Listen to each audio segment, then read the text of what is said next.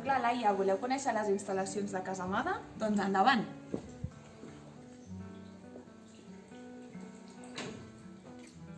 Uau, heu vist quina finca més rústica? Xula, És del segle XVIII. I si voleu saber una curiositat, és que en aquell temps això també era una escola bressol. Els propietaris de la finca cuidaven els nens i nenes dels veïns quan anaven a treballar.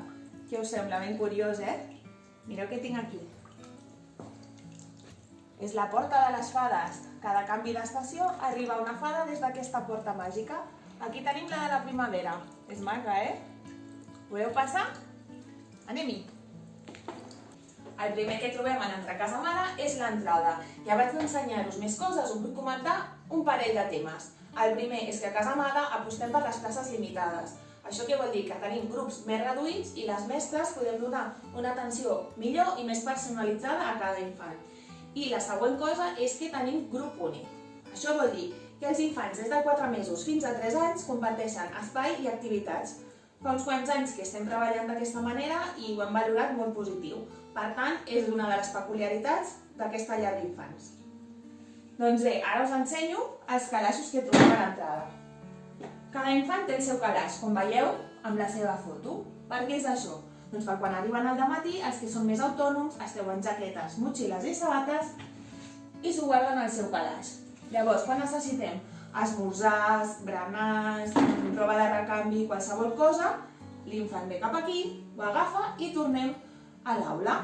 D'acord? Els que no són tan autònoms tenen la nostra ajuda o l'ajuda de les famílies per fer tot aquest procés. A l'hora de marxar a la tarda, igual, venen aquí, s'agafen les seves coses i marxen. Si mireu aquí baix, veieu que tenim totes les cadires. Això vol dir que a les classes no hi ha cadires. Per què ho fem això? Doncs per evitar que s'entrebanquin, que caiguin, qualsevol accident que pugui passar, si les tenim allà. En canvi, si les tenim aquí, les venim a buscar quan ho necessitem. A l'hora de menjar, berenar, esmorzar o per qualsevol activitat que siguin necessàries, els infants venen, les agafen i marxen cap a l'aula. Continuem amb el tour? Som-hi! Veieu? Aquest és l'espai sensorial. Aquest espai el tenim destinat per expressió corporal, sensibilització musical, circuits de psicomotricitat gruixuda... I veniu, mireu quina cosa més xula hem fet. Heu vist quina taula de llum més xula i més gran? L'hem fet nosaltres. Hem aprofitat una taula que ja no fèiem servir més grandeta i així caben millor tots els infants d'aquí de Casa Amada. Una altra cosa molt xula d'aquesta classe i també feta per nosaltres és el taulell sensorial. Aquí hem posat coses que normalment tenim a casa i que a tots els infants els agrada tocar, com poden ser aixetes, interruptors, manetes, tanques... Us agrada? Continuem amb el tour? Vinga, preparats, llestos, ja! Aquest és l'espai principal. Endavant, passeu, us ensenyem tot el que tenim aquí. Tenim una casa de nines, molt xula, cercle cromàtic i tot de joguines i de propostes que als infants els encanten. Si us acosteu un momentet us ensenyaré un dels molts hàbits que treballem a Casa Amada. Quan és l'hora de dinar, cada infant s'agafa unes estovalles, se la posa al seu lloc i llavors agafen del carro el got, el plat, la forquilla i la cullera i s'ho posen al seu lloc. Un cop acaben de dinar, els hi donem un drap amb aigua i sabó, ho netegen i ho tornen a recollir per dia següent. Veieu aquestes trones tan petites? Doncs les hem fet així expressament. El motiu és que quan baixem les taules queden a la mida. Així els infants que ja comencen a menjar però encara no s'aguanten gaire bé, estan aquí i així no cauen i poden participar a l'hora de dinar o de fer qualsevol activitat a la taula amb els altres infants una mica més grans.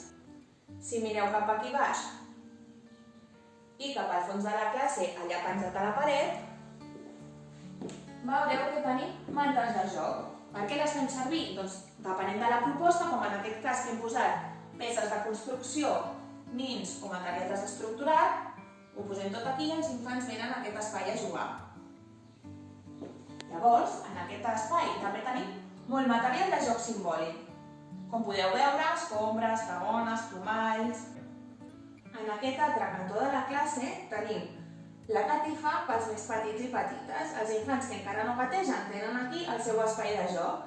Aquí els hi fem les nostres propostes i a vegades són els infants més grans que els hi proposen coses. Són una de les avantatges de tenir el grup únic.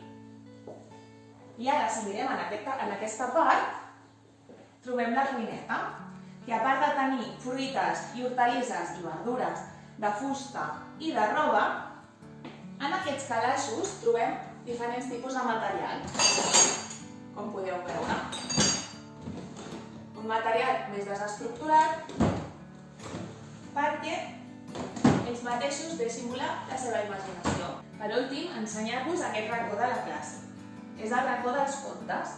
Llavors, a l'infant que li ve de gust mirar contes, ve aquí, agafa un conte, el pot seure o bé en els puffs, que tenim aquí, o bé en aquest espai. I ara, si voleu, us ensenyo el lavabo. Com veieu, ja estem al lavabo. Aquí cada infant té la seva casella amb els seus bolquers, tovalloletes, cremes, tot el necessari. Aquí tenim una gerra amb aigua, sempre, tot el dia per quan tenen set. Agafen els seus gots i es posen aigua de manera autònoma. I aquí tenim el canviador per les més petites i petits que encara porten bolquer. Voleu que us ensenyi l'hort? Veniu, veniu! I ja estem a l'hort, com podeu veure. Explicar-vos de l'hort, que és una activitat rutinària. Cada dia sortim a regar el que hem sembrat. Llavors, quan està ja crescudet, o bé ens ho mengem aquí a l'escola, o bé cada infant s'emporta a una casa perquè s'ho puguin menjar allà tranquil·lament. Normalment tenim diverses varietats de tomàquets, enciam, cogombres, albergínies, però ara estem a l'abril i com venim de l'hivern i no hem plantat tantes coses, doncs en tenim menys, però tot i així tenim cebes, porros, espinacs, varietats d'amanida, faves, carxoferes i sempre tenim llimones al nostre llimonenen. Què us sembla? Xulo, oi? Doncs vinga, ara passem a l'última estància, la de la son. I ja estem aquí, a l'últim espai de casa amada, però no per això el menys important. L'espai de dormir. Com veieu, tenim tot de llitets que es divideixen en dues etapes. La part de dalt, on dormen els petits que encara no caminen, baixem les branes, col·loquem a l'infant i la tornem a pujar per la seva seguretat.